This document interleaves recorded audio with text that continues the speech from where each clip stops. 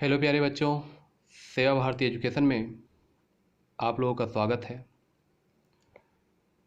आज हम लोग बहुत ही इम्पोर्टेंट टॉपिक फंक्शन के बारे में पढ़ने वाले हैं। फंक्शन काफ़ी ही इम्पोर्टेंट टॉपिक है, चाहे वो कैलकुलस पॉइंट ऑफ व्यू से हो, चाहे वो किसी अन्य मैथमेटिकल पार्ट से हो। यदि फंक्शन आपको जानकारी नहीं है सही ढंग से, तो मैथमेटिक्स में काफ़ी ज़्यादा प्रॉब्लम का सामना करना पड़ता है और आप इंटरनली आप अच्छा फील नहीं करते हो। तो आज हम लोग फंक्शन के बारे में जानकारी प्राप्त करें। तो सबसे पहले हम लोग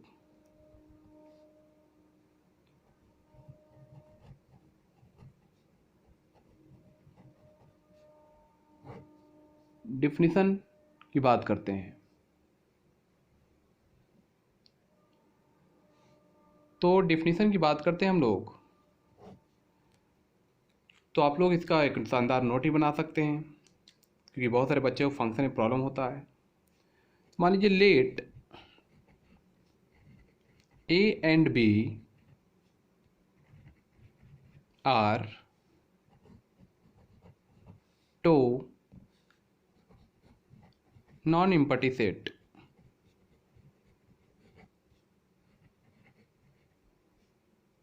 and if is a rule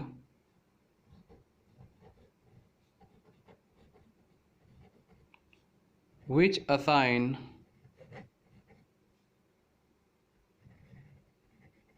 each element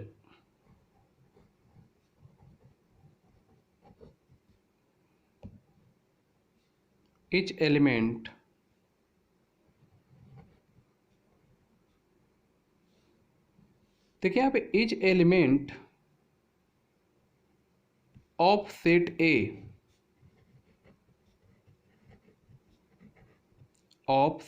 A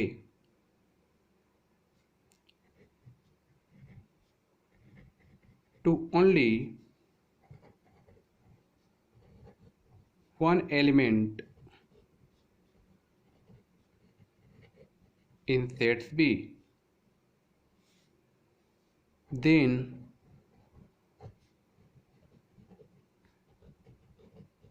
such type of rule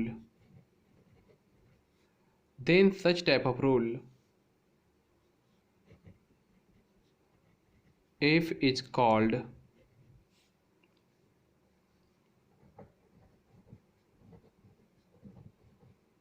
function from A to B.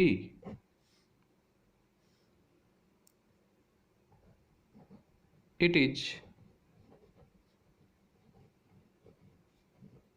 defined as f such that A tends to B.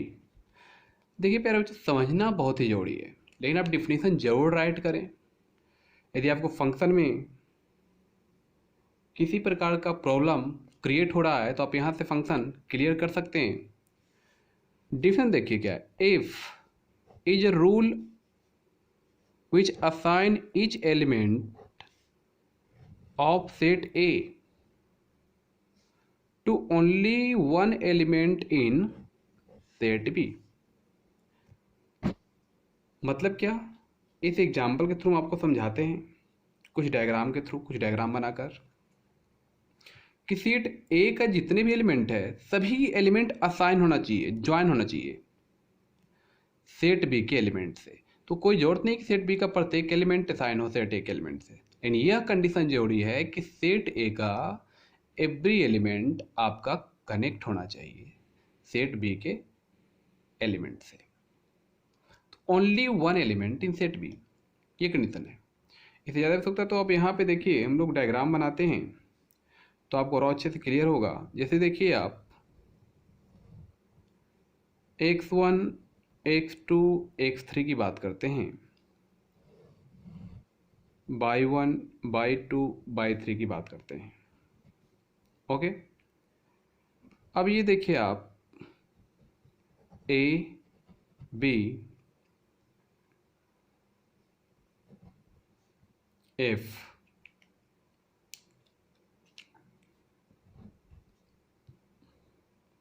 ये दो देख रहे हैं आप। अब क्या ये आपका यहाँ पे फंक्शन डिफाइंड है? देखिए, तो ये इससे कनेक्ट है, ये इससे कनेक्ट है और ये इससे कनेक्ट है। मतलब each element of set A assign with element set B. Set B की देख रहे हैं एलिमेंट आप y one, y two, y three. देख रहे हैं इसके एलिमेंट, प्रत्येक एलिमेंट असाइन है x one, x two, x three. तो क्या ये डिफाइंड है प्यारे बच्चों?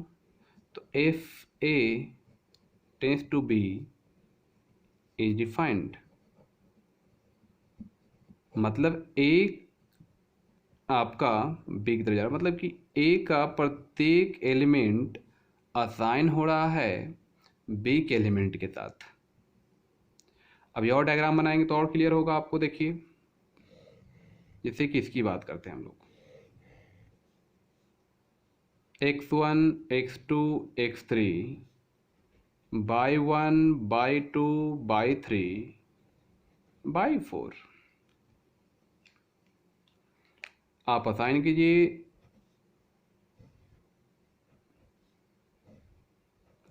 देखिए, इसका प्रत्येक एलिमेंट असाइन हो चुका है एलिमेंट बी के साथ। इसका ए का प्रत्येक एलिमेंट आपका असाइन हो चुका है एलिमेंट बी के साथ में।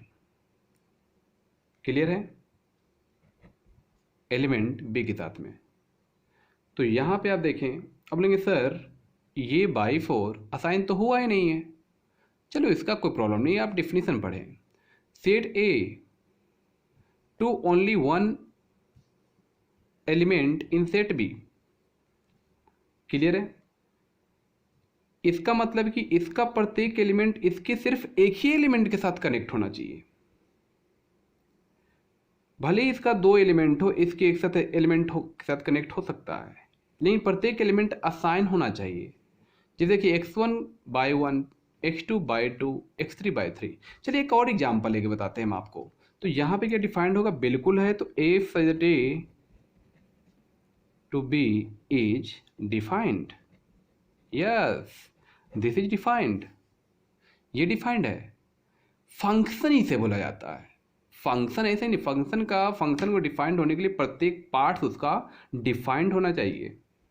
अब देखिए, जैसे कि बात करते हैं, ये फर्स्ट हो गया आपका एग्जाम्पल, सेकेंड एग्जाम्पल। ये तो बात करते हैं हम लोग, देखिए इसे में थर्ड एग्जाम्पल की बात करते हैं।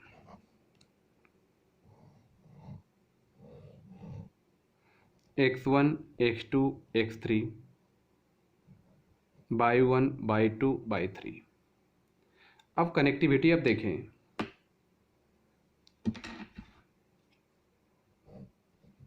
एक्स वन,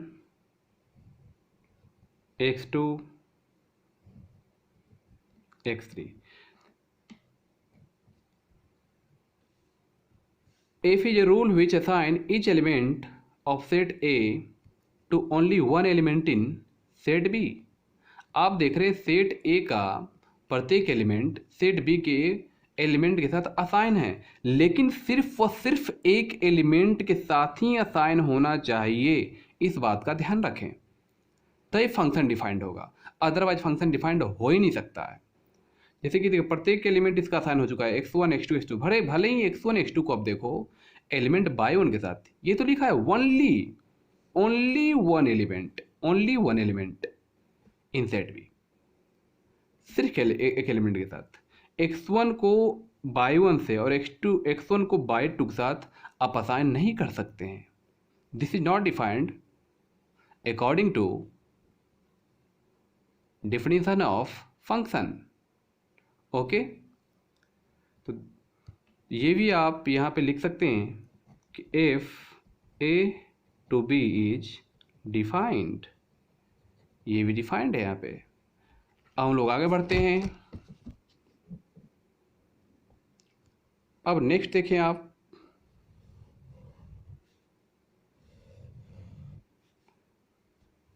x1 x2 बाई 1 बाई 2 बाई 3 a b function f means x1 and x2. x1 and x2 assigned with by 1. Only one element.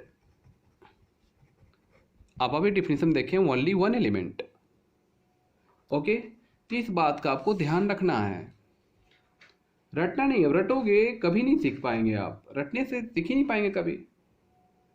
तो आप यहाँ पे देख रहे हैं ओनली वन एलिमेंट, तो आप इसके थ्रू समझे कि x1 x2 दोनों बाई 1 के साथ असाइन है. इसका दोनों एलिमेंट भी असाइन हो गया और ये भी कंडीशन फॉलो हो गया कि only one element of B. Clear है?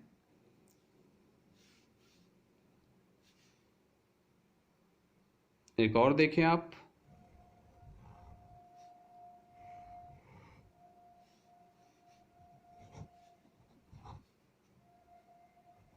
x1 x2 बाई 1 बाई 2 बाई 3 f again connect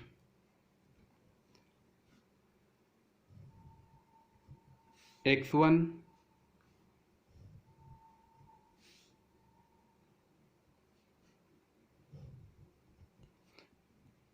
अब देखिए इसकी बात करते हैं हम लोग, इस केस नंबर 5 की बात करते हैं. 5th नंबर एग्जाम्पल और 5th की बात करें आप, तो एग्जाम्पल ऑफ 5th में आप देख रहे हैं कि x1 जो है बाई 1 बाई 2 दोनों के साथ आपका साइन हो चुका है. तो इसका तो दोनों एलिमेंट असाइन हो चुका है. ये कंडीशन बिल्कुल सही है कि x1 x2 assign with y 1 बाई 2. ओके, बट आप देखिए x1 x2 x2 बाई 3 के साथ और x1 बाई 1 बाई 2 के साथ, लेकिन ये रूल आपका डिफिनेशन के अकॉर्डिंग गलत है. आप देखिए यहाँ पे क्या लिखा था डिफिनेशन में कि आपका इसका जो एलिमेंट है इसके साथ असाइन होना बहुत ही जरूरी है, लेकिन only one element. But x1 assign with y 1 and y 2. Okay, तो एफ ए आप लोग खुद बताइए क्या होगा. F A function A to B आप अभी देखें is not defined, is not defined, defined नहीं है. क्लियर है? तो इस टाइप से आपको फंक्शन के बारे में, सिर्फ फंक्शन की जानकारी आपको दे रहे हैं कि फंक्शन होता क्या है. तो फंक्शन के बारे में आपको जानकारी हो चुका होगा. जैसे कि x1 y यहाँ ये वैलिड है, आप इसे कर सकते हैं, no doubt. x2 x3 connectivity to y, तो F A to B is defined. Yes, this is defined. तो हमारी समझ से आपको समझ में आ गया होगा कि फंक्शन होता क्या है. तो फंक्शन को वैलिड होने के लिए हमेशा इस रूल को फॉलो करना, इस रूल को फॉलो करना बहुत ही जरूरी है. लेकिन यदि इस रूल को फॉलो करता है तो आप इसका परिणाम यहाँ पे देख चुके हैं कि एक आपका जो एलिमेंट x1 है वो दो के साथ कनेक्ट नहीं हो सकता है एट ए टाइम. बोलेंगे सर यहाँ पे तो कनेक्ट है. Yes, they are sign with x2 x3 connect with only one element of b. A to B की यदि बात करते हैं आप, जो कनेक्टिविटी यहाँ पे देख रहे हैं, तो ए टू बी के साथ है. यस, इसका बी का सिर्फ और सिर्फ एक एलिमेंट, सिंगल एक एलिमेंट होना चाहिए, only one element of B. तो मेरे ख्याल से फंक्शन बहुत अच्छे समझ में आ गया आप लोगों को. क्लियर है? अब बात करते हैं हम लोग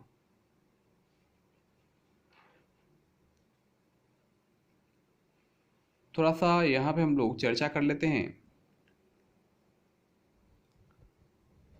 रिलेशन। और सिर्फ फंक्शन के बारे में मैंने जानकारी दी है आपको। फंक्शन होता क्या है, फंक्शन कब डिफाइंड होगा और कब डिफाइंड नहीं होगा।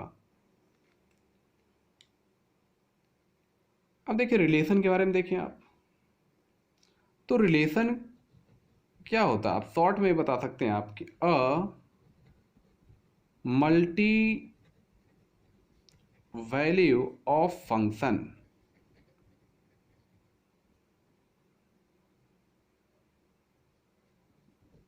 इज कॉल्ड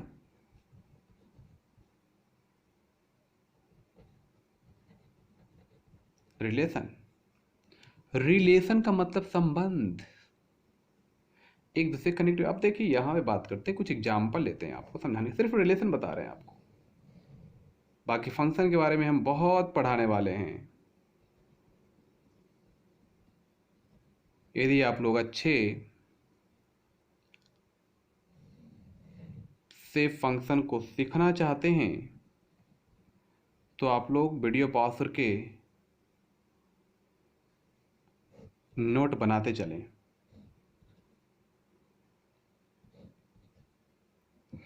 अब देखिए x1 by 1, x2 by 2, x3 by 3, x4 note करें। तो यहाँ पे बात करो आप रिलेशन का, तो multi value of function is called relation. इसे यहाँ पे डिटरमाइन नहीं कर रहा है, this is not relation.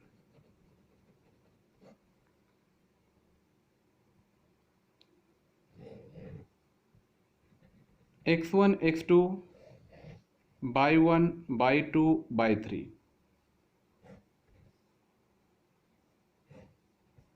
x1 connect with by 1 and by 2, only one element, yes, valid।